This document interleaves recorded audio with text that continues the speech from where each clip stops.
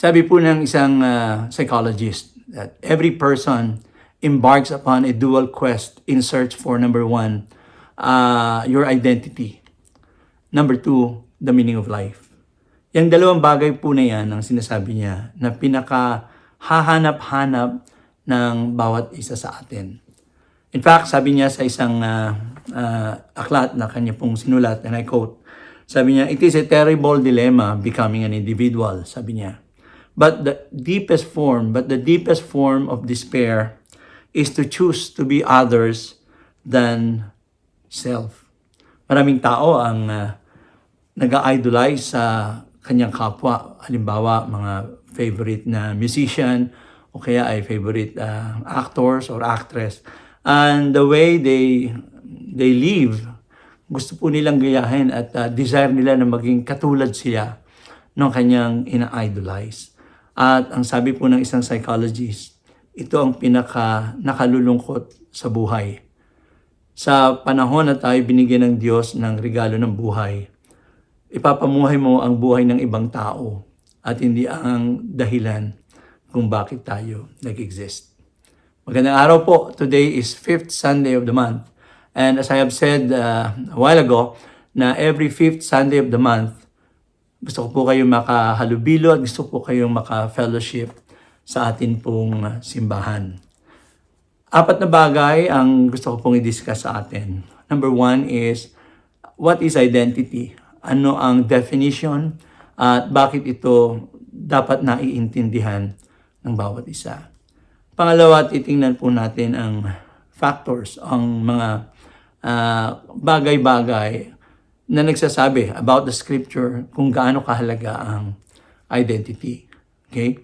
Pangatlo, titingnan po natin ano yung mga factors na nakakatulong para mawala sa focus ang bawat isa at mag-live up do sa standard ng ibang tao. And lastly, titingnan ko po at explain natin sa bawat isa kung gaano kahalaga ang identity sa ating pakikipag-ugnayan sa Diyos at sa existence natin, sa meaning ng life. Tayo po'y manalangin. Maraming salamat po, Panginoon, sa regalo ng buhay na binigay po sa bawat isa. Na kami po ay nilikha ayon sa iyong wangis. Kami po ay nilikha in accordance with your image, Panginoon. And we exist for a very specific reason. Lord, we thank you because by your grace, you restored our relationship to you. And by your grace, you cleanse us and you forgive us from all our sins.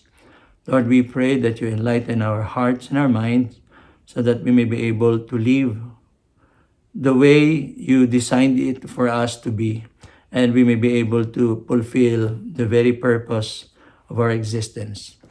May your Holy Spirit take full control of this discussion, and we thank you. In Jesus' mighty name we pray. Amen and amen. Now, what is identity? No? Ang explanation po ng dictionary, ang modern dictionary, identity is individuality. Okay? Individuality. Meron kang sariling pagkatao. Okay? Sa iba naman, ang definition niya about identity is the state of being the same person. Na ipamumuhay mo kung sino ka at kung ano ang layunin ng Diyos sa iyong buhay. It is the state of being the same person. Kaya nga yung sinabi ko sa inyo kanina, the deepest form of despair is to choose to be others. Okay? Yung tularan natin, yung ibang mga hinahangaan natin. No? Choose to be like them than choose to be yourself. Okay? It is individuality and it is the state of being the same person. Now, what are the facts about identity? Matanong ko, no? Bakit kailangan nating i-discover yung kahalagahan ng identity? Bakit hindi natin kailangang maging katulad ng iba? Para lamang ma-fulfill tayo, magkaroon tayo ng fulfillment sa ating sarili. In fact, ang identity or being the same person, the state of being the same person or individuality is so important Dahil una, dapat pong ilagay natin sa ating isip at sa ating puso that you are God's masterpiece. Kung gusto lang sana ng Diyos na ikaw ay maging katulad ng iba, gagawin ka niya katulad niya. Pero hindi eh. Ang design sa'yo ng Diyos, you are His masterpiece. Sabi sa Ephesians chapter 2, verse 10, for we are God's handiwork. Okay? Sa ibang translation, you are God's masterpiece. So, you are created in Christ Jesus to do good works. Meaning, meron pong specific work na dinisign ng Diyos sa pagkakalikha sa iyo at nais niyang lumakad tayo sa ganung kabutihan, sa ganung path. Okay? You are God's masterpiece. You are created by God to do good works, okay? Which God, sabi rito, prepared in advance for us to do. So, hindi mo kailangang tularan ang iba dahil ikaw mismo ay mayroong individuality at ikaw mismo ay nilikha and you are fashioned by God, okay, to be someone, to be somebody, okay, and you are designed by God for specific purpose. Dapat nating tandaan that you are God's masterpiece. Hindi lang yon. Yung continuation nito, kung titingnan natin, pangalawa, dahil ikaw ay masterpiece ng God, ikaw ay creature ng ating Panginoon. Ang Bible ay nagsasabi that you are unique. Okay? And you are special. Therefore, you cannot be cloned. Hindi ka pwedeng gayahin ng iba at walang taong nag-exist o mag-i-exist dito sa lupa at nag-i-exist sa lupa na exactly the same who you are. Because you are an individual person. Okay? You are special. You are unique. Kaya sabi ng Bible sa Psalms, okay, kung gusto nating i-connect yung sinasabi ko sa inyo kanina sa Ephesians chapter 2, sabi ng Psalms chapter 139 verses 3 and 4, 13 and 14, I'm sorry. Sabi niya, for you created my inmost being. So, siyang gumawa sa bawat isa sa atin at meron siyang blueprint, meron siyang magandang pattern sa atin. You knit me together in my mother's womb, sabi niya. I praise you because I am fearfully and wonderfully made. Your works are wonderful. I know that full well. Sa sinapupunan ng ating magulang, okay, ng ating nanay, ng mother, Diyos ang nag-fashion, Diyos ang nag-design, at Diyos ang lumikha sa atin.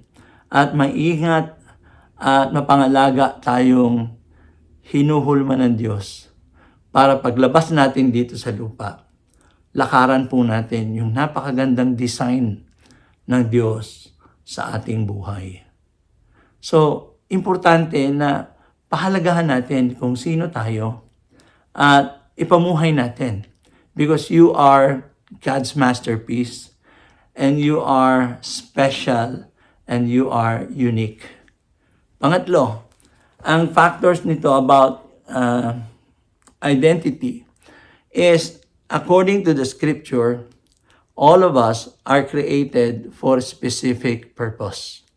Sabi nga kanina sa Ephesians chapter 2, makikita na po agad natin yung sinasabi ng Bible tungkol sa atin. Sabi niya, you are created in Christ Jesus to do good works. And that good work has been prepared by God in advance for us to do.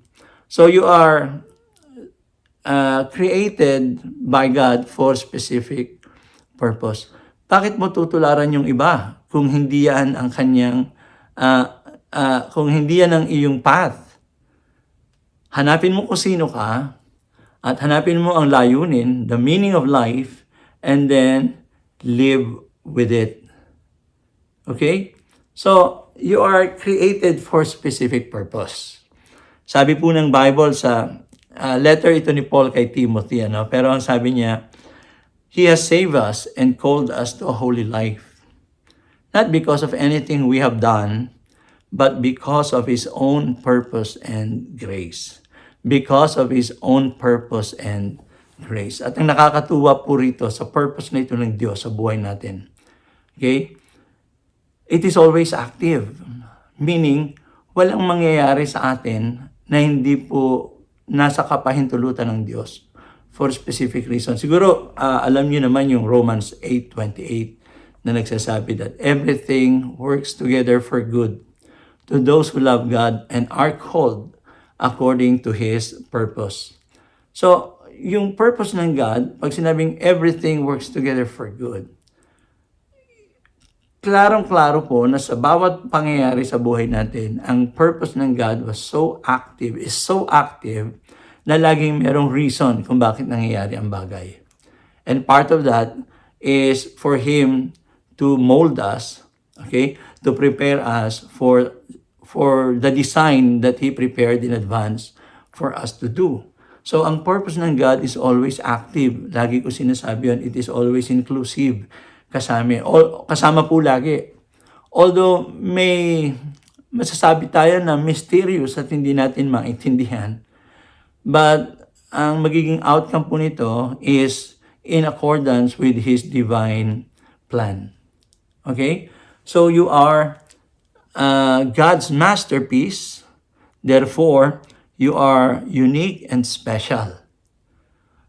But you are created, mga kaibigan, for the purpose of the sovereign God.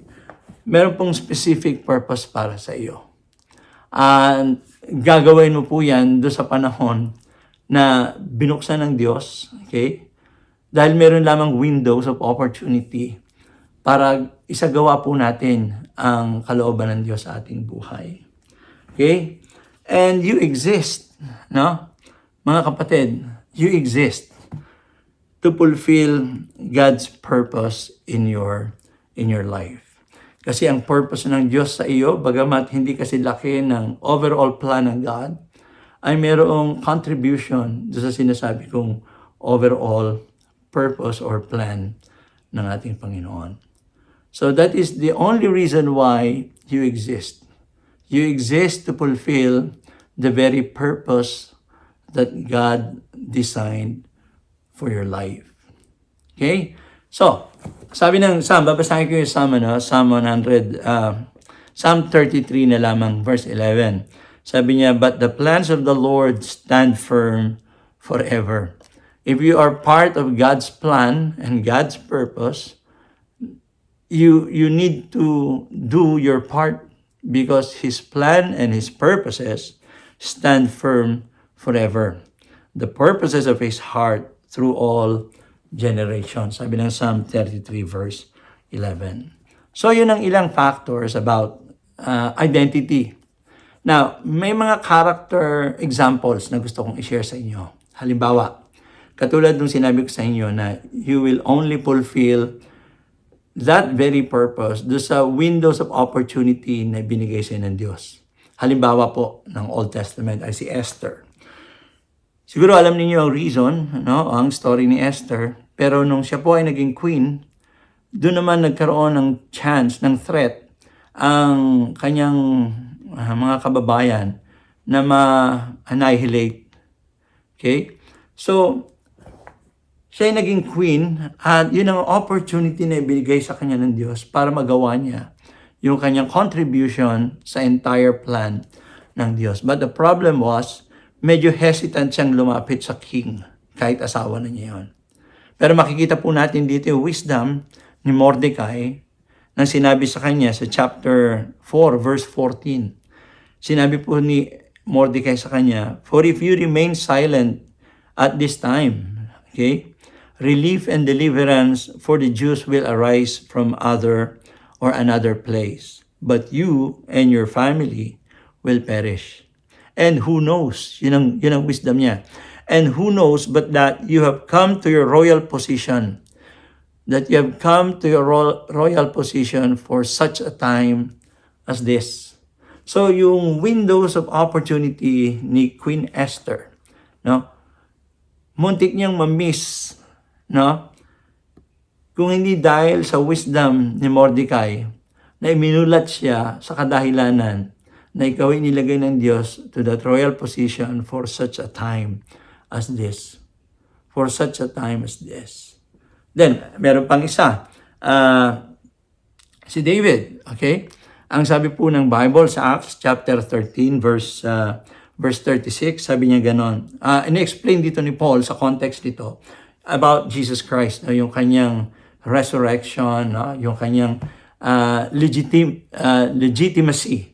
Okay? Na siya yung legit na Messiah. But meron ditong portion na sinabi si Paul, okay? Sa Acts, sabi niya, now, when David had served God's purpose in his own generation, he fell asleep. Okay? When David had served God's purpose in his own generation. So, sinasabi rito na yung purpose na dinesign sa'yo ng Diyos is so specific at may contribute mo lamang do sa time frame na binigay sa'yo ng Diyos. Katulad kay David. When David had served God's purpose in his generation, he fell asleep. Pagkatapos na magawa na niya kanyang layunin, then he fell asleep. Siya po ay kinuha na ng Panginoon. So, you are God's masterpiece. Tandaan po niyan. Hindi iba ang gumawa sa'yo, Diyos mismo. Therefore, you are unique. Okay? You are special. Wala kang magiging katulad kahit kailan. But, you are created for specific purpose. And that purpose, mga kapatid, no, is the very reason why you exist. Now, ang common problem about identity, no, problems in identity, mga kapatid, occurs when other people starts to introduce different set of values and try to project, no, that their values or what he has or what they have is the normal or the norm to follow. Okay? Dun tayo nagkakaroon ng confusion. Dun nawawala ang ating focus sa atin. Dahil merong ibang tao, influential man o malapit sa iyo, na nagsaset ng ibang standard. Okay? Na ang tao ngayon ay nagkakaroon ng tendency to please that person dahil it's either malapit sa iyan or influential sa iyan at nagko-conform ka doon sa kanyang standard, no? Nagsiset sila ng standard and they expect you to follow that standard or to live by them, okay? Kaya ang nangyayari, they are the ones, no, to make plan, no, for our future. Minsan yun ang derail ng ating focus kung sino tayo. Okay? Bata pa lang tayo, pinoprogram na yung isip natin na gusto nila maging ganito tayo paglaki natin. Okay? Na sila halos yung nagdi-design at nagde-direct ng iyong path. Okay?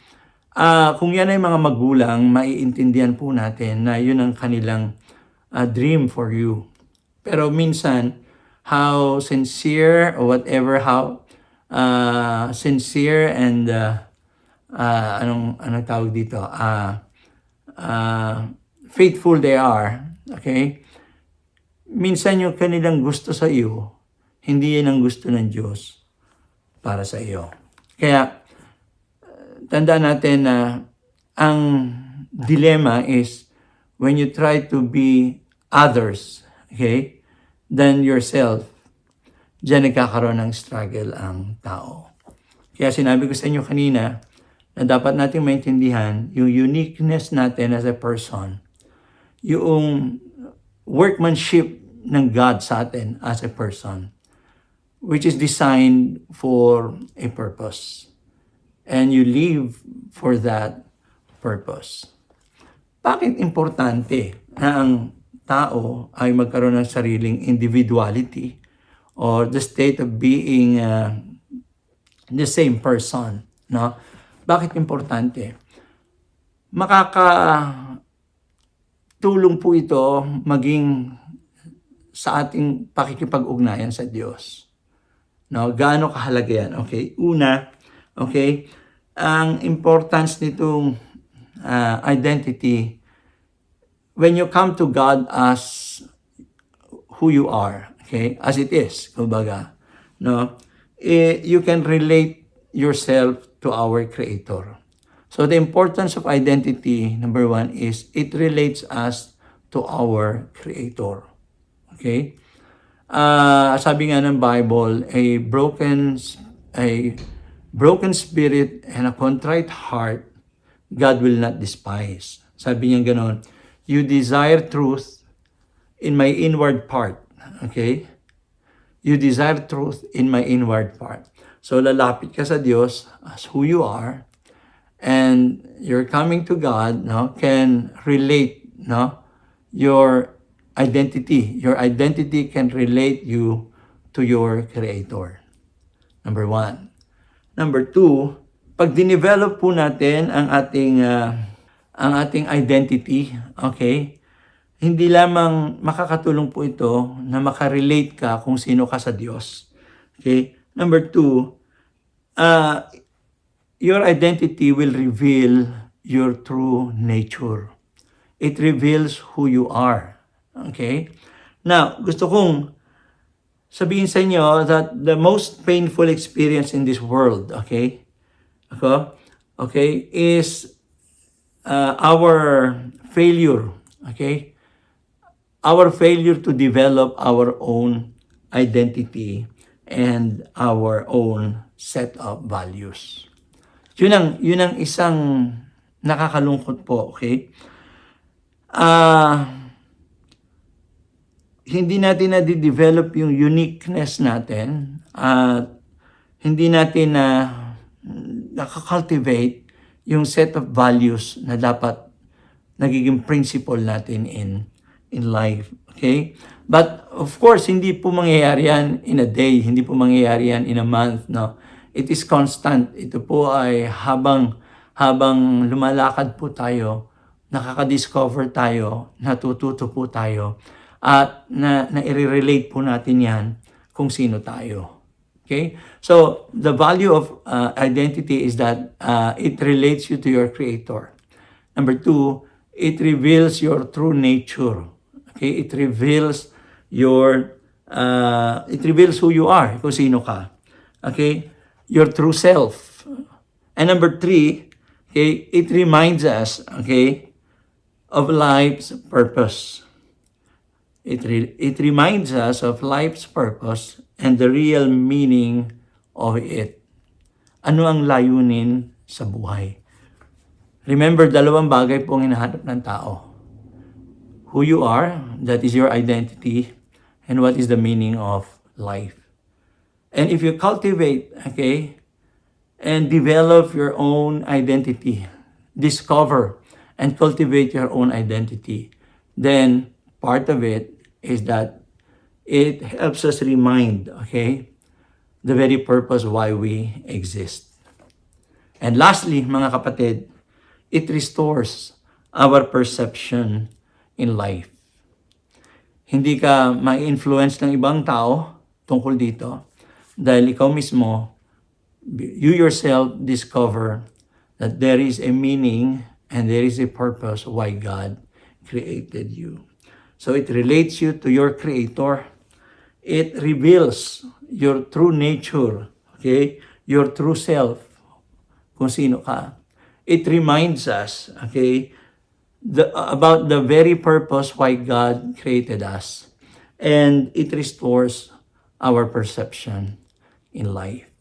Okay?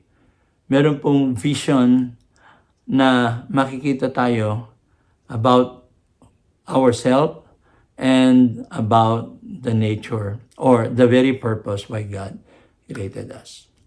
Magandang araw po sa inyo at ikinagagalak ko po na makapagbahagi uli sa inyo ng ilang karanasan o understanding na ituturo po sa atin ng Panginoon. God bless you all. Kumusta po sa inyo lahat?